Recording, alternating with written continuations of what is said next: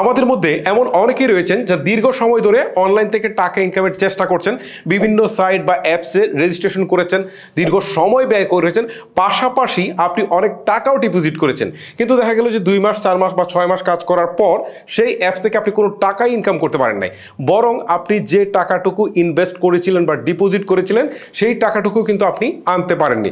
অর্থাৎ আপনার সময়টাও লস, আপনার টাকাগুলোও লস। বাট আপনাকে কিন্তু জানতে হবে যে আসলে এই অনলাইন থেকে টাকা ইনকাম করার জন্য কোন সাইটগুলো আসলে রিয়েল বা কোনগুলো ফেক, মানে এই বিষয়গুলো জেনে আপনাকে কাজ করতে হবে।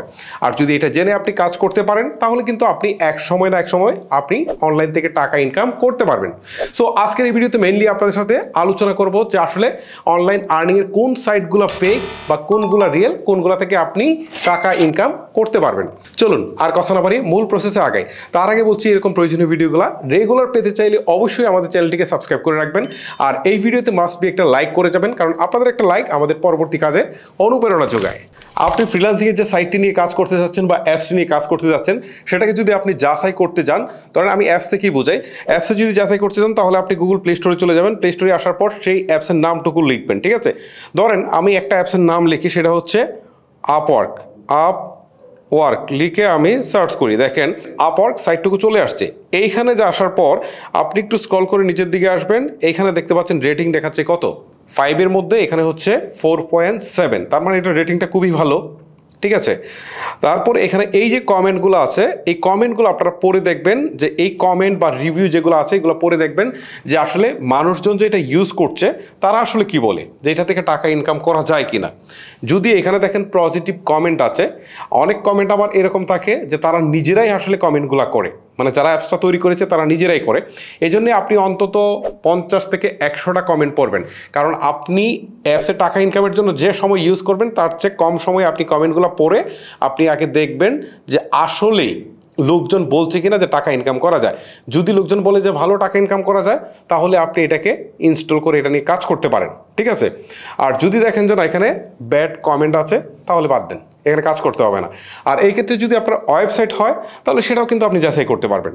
ওয়েবসাইট হলে আপনি গুগলে গিয়ে সার্চ করবেন, ঠিক আছে? সেই সাইটের নাম লিখে সার্চ করবেন, সার্চ করলে আপনি দেখবেন যে সেখানে বিভিন্ন রিভিউ এসেছে, সেইগুলো আপনি দেখতে পারেন। আর একটা প্রসেস রয়েছে, সেটা হচ্ছে আমি এখান থেকে চলে যাই, আপনি চলে যাবেন হচ্ছে ইউটিউবে, ঠিক আছে? এটা কিন্তু একটা বড় একটা প্ল্যাটফর্ম ইউটিউবে আসার পর আপনি যে সাইটটা নিয়ে কাজ করতে যাচ্ছেন, ঠিক আছে, সেই সাইটের নামটুকু আসলে লিখবেন, ঠিক আছে?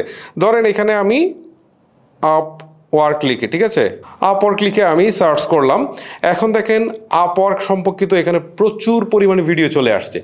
সো এই ভিডিওগুলোর কমেন্টে যখন আপনি যাবেন, কমেন্টে গিয়ে দেখবেন যে আসলে এই ভিডিওর কমেন্টে লোকজন কি বলছে। লোকজন যদি বলে যে না টাকা ইনকাম করা যায়, ভালো সাইট, আমি ইনকাম করছি, তাহলে আপনি বুঝবেন যে আসলে ইনকাম করা যায়। তবে এখানেও কিন্তু কিছু স্ক্যামার থাকবে, মানে যারা এটা আসলে তৈরি করেছে তারা কিন্তু ভালো কিছু কমেন্ট করবে, কিন্তু তার মানে এই না যে তারা 500 কমেন্টের মধ্যে তারাই হয়তো বা 499টা করে ফেলেছে বা 500টাই করে ফেলেছে, সেরকম কিছু না।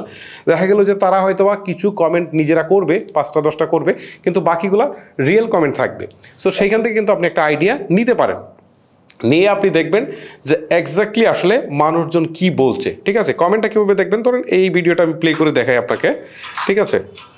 এই যে দেখেন, আমি এই সাউন্ডটা বন্ধ করে দিই, এই যে দেখেন নিচের দিকে এই যে 42টা কমেন্ট রয়েছে, এগুলো পড়ে দেখবেন, ঠিক আছে? এইভাবে কিন্তু আপনারা সহজে যাচাই করতে পারবেন যে আসলে এই সাইটটা কি রিয়েল নাকি ফেক। এটা থেকে হলো একটা ওয়ে।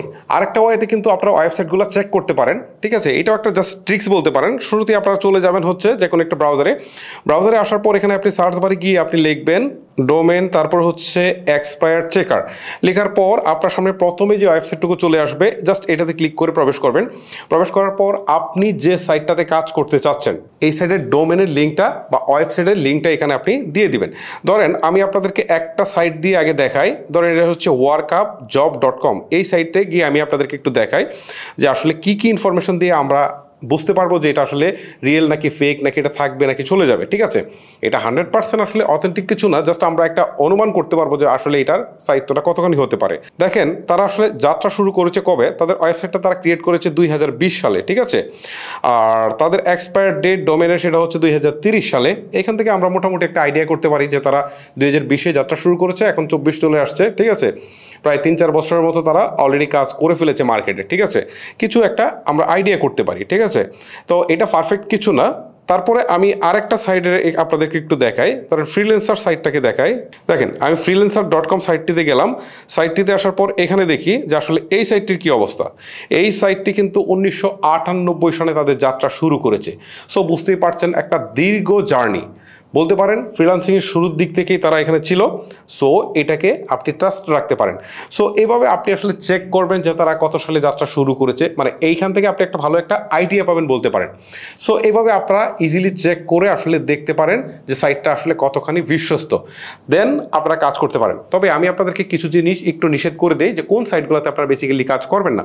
প্রথমত হচ্ছে যে সাইটগুলো আপনার কাছ থেকে টাকা চাইবে, ডিপোজিট করতে চাইবে, এইসব সাইটে কখনোই কাজ করতে যাবেন না, কারণ এই সাইটগুলো কখনোই রিয়েল হয় না।